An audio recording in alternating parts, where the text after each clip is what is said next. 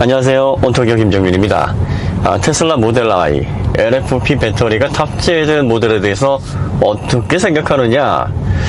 아마 제가 LFP 배터리를 추천하지 않습니다. 이건 화학적인 특징도 열등하고 재활용도 쉽지 않은 형식이기 때문에 LFP 배터리가 탑재된 모델은 아마 선택을 하지 않으시는 게 좋으실 겁니다 라고 여러 차례 강조를 했기 때문에 과연 테슬라가 LFP 배터리를 선택해서 자동차를 출시한다면 그것도 추천을 하지 않느냐? 참 어려운 질문이에요. 왜냐하면은 테슬라이기 때문에 누가 하느냐가 이제 사실 중요한 거 아니겠습니까? 이 테슬라는요, 원통형 배터리를 기가 막히게 다루는 기업입니다. 사실 이 18650부터 시작을 했어요. 2003년에 마틴 에버하드 다크 타페닝이 이제 테슬라 설립을 하고 2004년에 일론 머스크가 가세를 하죠. 650만 달러를 투자를 해서 가세를 합니다. 그리고 스트라우벨이 같은 생각으로 18650 전기차를 만든다 라고 해서 합류를 했습니다. 근데 그 당시에 테슬라가 왜 18650 이 규격을 선택했냐면 적정한 가격의 전기차에 배터리를 넣고 이걸 통해서 자동차를 만들기 위한 전지로서 가장 적합한 타입이었기 때문입니다. 가격이 너무 비쌌어요. 리튬이온 전지가. 일례로 2010년도에 리튬이온 3원계 전지의 가격이 얼마나 되냐면 1kWh당 1250불 정도 됐습니다. 지금으로 따지면 지금 한 1kWh당 120달러 정도 되거든요. 평균 왔다 갔다 합니다. 10배 가까운 가격이었어요. 13년 전에. 그러면 2003년이면은 20년 전인데 이때는 얼마나 비쌌겠습니까? 말도 못하게 비쌌죠. 그러니까 그 당시에 가장 관건은 18650 배터리처럼 저렴해야 되고, 일단 저렴하다고 해도 거의 20년 전에는 1kWh당 2,000불에 가까운 아주 흉악한 가격대를 형성하고 있었기 때문에 여기에서 새로운 파우치 형태로 용량을 늘린 전기차용 전지를 만들어서 공급한다? 상상을 못하던 시기였습니다. 어쩔 수 없이 28650을 선택을 할 수밖에 없었어요. 이게 원통형 배터리가 화학적 특징이 적합하고 고시레이트에서 좋은 효율이 나고 뭐 이런 거 따질 겨를이 없었습니다. 이거라도 써야 될 수밖에 없는 상황이었고, 지금 생각해보면 왜 원통형 더 좋은 화학적인 특징과 고시레이트에서 안정적인 충방전이 일어나는 배터리가 있는데 왜 테슬라는 원통형에 집착했을까? 이렇게 생각하시는데 집착한 게 아니에요. 선택의 여지가 없었습니다. 그러면 생각해보세요. 왜 테슬라 말고는 원통형 배터리를 안 쓰려고 할까? 왜 그럴까요? 물론 뭐 루시드는 테슬라를 기반으로 해서 설립을 한 회사이기 때문에 당연히 테슬라와 비슷한 형태의 배터리원을 사용을 합니다. 자, 그러면 이런 기업들 외에는 왜 원통형을 사용하지 못할까? 원통형은 파우치형에 비해서 화학적 특징이 상대적으로 좋지 않습니다. 그렇기 때문에 전기차에서 구출력을 다루기에 정말 어려운 형태의 셀이에요. 그러니까 테슬라만큼 원통형을 제대로 다룰 수 있을 만한 기업이 없는 거예요. 다시 말해서 우리가 줄 테니까 한번 써볼래? 안 됩니다. 그만한 테슬라와 경쟁할 수 있을 만한 전기차가 제작이 안 됩니다. 그러니까 결과적으로 이 원통형은 지금 테슬라가 전기차용으로 완전히 숨을 불어 넣은 거예요. 그리고 이 어려운 걸 테슬라가 해낸 겁니다. 이렇게 따지면 테슬라의 기술력이 정말 훌륭한 거 아니냐, 대단한 거 아니냐? 그렇죠, 대단합니다.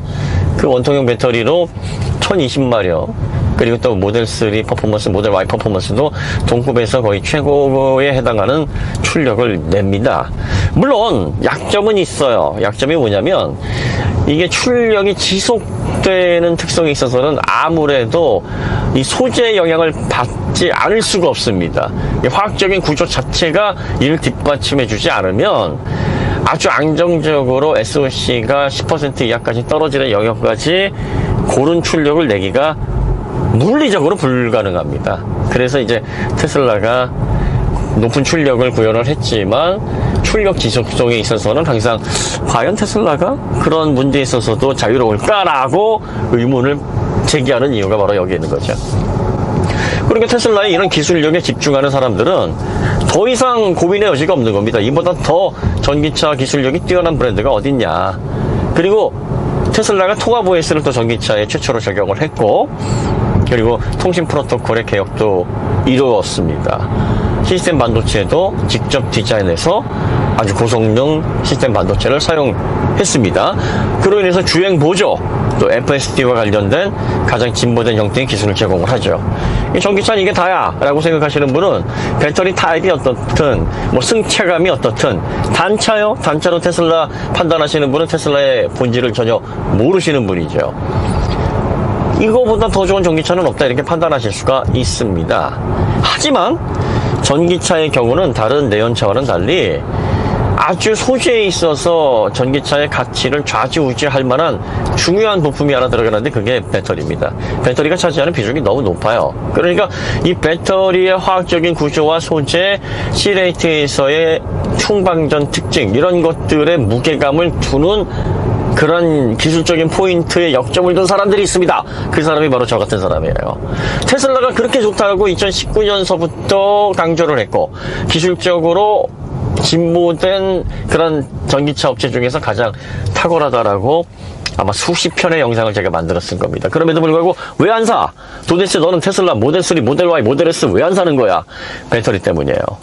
테슬라가 아마 원통형 배터리를 이제 그만 포기하고 파우치형으로 바꾸어서 원통형으로 그렇게 놀라운 배터리의 운영 기술을 보여준 것만큼 한 세대 더 진보된 출력이 아주 끝까지 유지가 되면서 최고의 회생 제동까지 받아낼 수 있는 그런 기술력을 보여준다면 당연히 저는 고민 안 합니다. 테슬라를 무조건 집죠. 하지만 뭐 이런 거 있지 않습니까?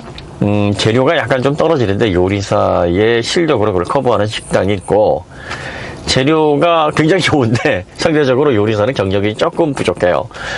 하지만 그 재료에서 주는 신선한 맛과 고품질의 식감 뭐 이런 것들을 선호하는 그런 사람들도 있습니다. 저는 전기차 관련해서는 후자 쪽에 해당하는 사람이기 때문에 이 테슬라가 운영하고 있는 원통형 배터리 뭐 그다지 제 취향에는 맞지 않는다. 제가 바라보는 전기차의 기술적인 가치에 있어서 소재 측면에서 조금 문제가 있다라고 저는 개인적으로 이렇게 보고 있는 거예요. 이 부분에 대한 생각은 다 다를 수 있기 때문에 뭐 여러분들이 왜 그렇게 생각하느냐 뭐 이렇게 불편해 하셔도 할 수 없습니다. 자, 그렇다면 이제 핵심은 LFP 배터리를 테슬라가 만진다면 모델 Y에 넣은다면 지금까지 LFP 배터리에서 만족도가 떨어질 것이기 때문에 구입을 심각하게 고려하시는 거는 적당치가 않다라는 워딩을 바꿀 의향이 있느냐? 반은 그렇고 반은 그렇지 않습니다. 일단 LFP 배터리의 화학적인 특성의 한계 그리고 LFP 배터리의 문제점 이런 것들은 테슬라가 손을 댄다고 해서 없어지는 게 아닙니다. 최소화는 시킬 수 있겠죠. 다른 기업보다 더 잘할 겁니다. 왜? 화학적 특징에 있어서 불리한 원통형 배터리로 훌륭한 품질의 전기차를 만들어냈듯이 LFP 배터리도 테슬라가 손을 댄다면 누구보다 잘 다룰 겁니다. 하지만 이건 또 같은 삼원계에서 형태가 다른 원통형이냐 파우치냐와 다른 문제이기 때문에 저는 개인적으로 LFP가 모델 Y에 들어간다고 해서 테슬라가 삼원계 전지가 탑재된 전기차만큼 못지않게 만들어낼 것이라고는 보지 않습니다. 하지만 가격이 저렴하죠. 100% 보조금을 받을 수가 있고요.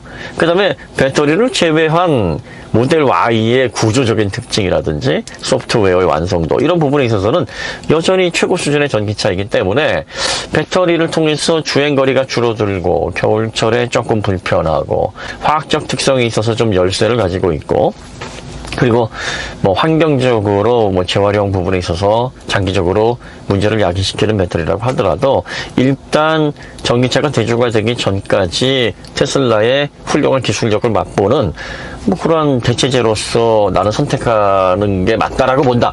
이런 생각에는 반대를 하고 싶지는 않다는 거예요. 그래서 반은 찬성, 반은 반대의 입장이다 라고 밖에는 말씀을 드릴 수 없지 않나 이렇게 보고 있습니다. 사실 전기차에서 배터리가 굉장히 중요합니다. 이번에 i5N 개발자 인터뷰에서도 이런 얘기가 나왔죠. 배터리가 핵심이다. 배터리 때문에 0.6G에 해당하는 회생제동을 걸 수 있었고 그 강력한 회생제동으로 다 받아먹으니까 전력 효율 부분에 있어서 배터리 운영 부분에 있어서 확실한 해법을 찾을 수 있었고 2.2톤의 휠베이스 3m가 되는 육중한 자동차를 서킷에서 돌리면서 안정적인 거동을 회생제동으로 이끌어낼 수 있었고 브레이크, 가장 중요한 지치지 않는 브레이크의 결과물을 낼 수 있었다. 이게 고시레이트에서 안정적인 충방전 그런 특성을 보여주고 있는 그런 화학 구조를 가지고 있는 구반반이라고 정확하게 얘기는 하지 않으셨어요. 말할 수 없다. 그러니까 예측입니다. 이러한 양극재가 사용돼 있고 고출력 그리고 높은 회생제동 빠른 충전을 다 받아낼 수 있는 이 배터리 덕분에 아이오닉 5N의 그 문제가 되는 다른 부분까지도 기술적으로 해결할 수 있는 열쇠의 역할을 했다라는 건데 만약에 이제 이 배터리 없이 원통형으로 이걸 구현을 한다 이렇게 생각을 해보면 머리가 어질어질하죠. 테슬라의 전기차의 가장 큰 문제가 뭐냐 1030마력이나 되는 모델 S 플레드라든지 뭐 또 모델 Y 퍼포먼스, 모델 3 퍼포먼스 이 전기차의 경우 SOC가 이제 크게 떨어져 있는 상황에서 출력이 계속 안정적으로 유지되는 부분에 있어서 약점이 있다. 왜? 워낙에 전류량을 많이 공급을 해야 되고 400V 시스템 기반이라서 그리고 또 이 원통형 배터리가 고시레이트에서 안정적인 충방전에 있어서는 불리할 수밖에 없기 때문에 테슬라가 아무리 훌륭한 기술로 이걸 커버하려고 해도 소지에서 오는 한계를 극복할 수가 없기 때문이고 테슬라니까 그 정도 하는 거지 다른 제조사들은 그거 갖다 주고서 똑같이 만들어봐 하면 못 만듭니다. 그러니까 원통형 배터리를 다른 제조사가 도입을 못하는 이유는 테슬라가 가서 만들어주지 않으면 그 원통형 배터리로 그만한 전기차를 만들어낼 수가 없기 때문이죠.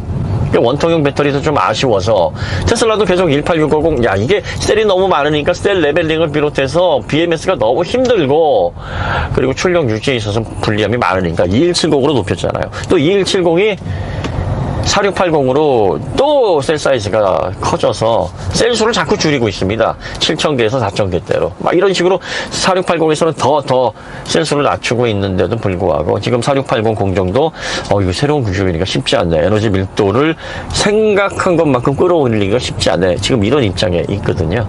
근데 여기에다가 이제 LFP 배터리가 딱 들어와서 테슬라가 아무리 훌륭한 기술로 이걸 다듬었다고 하더라도 LFP 배터리 소재에서 오는 한계를 극복하기에는 한계가 있다. 그러니까 여러분들이 둘 중에 하나를 선택을 하셔야 돼요.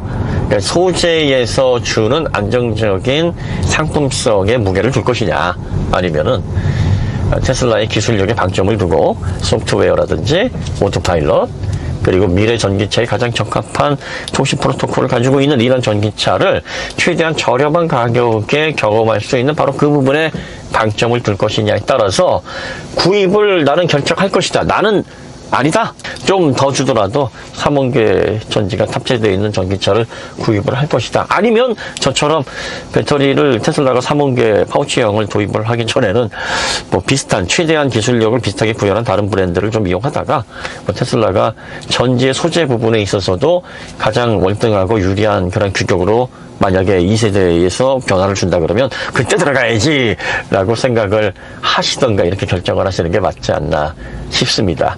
이렇게 해서 아마 정리를 해드리면 제가 어떤 생각을 가지고 있는지 이해가 되시지 않을까 싶습니다. 자, 그 다음에 이제 간혹 가다가 이렇게 자동차 관련된 이야기를 할 때 운행을 하면서 하는데 이거 되게 걱정해 주시는 분들 많이 계십니다. 감사합니다. 하지만 시승이 더 위험해요. 시승도 이렇게 하잖아요. 시승은 막 조작하면서 자동차를 빠르게도 달렸다가 천천히도 달렸다가 성능을 봐야 되니까 시승하면서 뭐 얘기하는 게 훨씬 더 위험하고 이렇게 하게 되면 자동차의 흐름대로 앞을 보면서 이야기를 하는 거기 때문에 위험하지 않으니까 너무 걱정하지 마시고요. 왜 자동차를 이용하냐면 이동하는 시간을 활용하면은 시간이 정말 알차지 않습니까? 이게 첫 번째 이유고 두 번째는 전기차라 조용합니다. 그래서 스튜디오 형태로 이용을 하고 세 번째가 자동차에 대해서 이야기를 하는데 자동차 운행하는 환경이 배경이 딱 맞지 않습니까? 그래서 이렇게 하고 있습니다. 자, 오늘 이야기는 여기서 마치도록 하고요. 나중에 더 좋은 콘텐츠를 찾아뵙겠습니다. 감사합니다.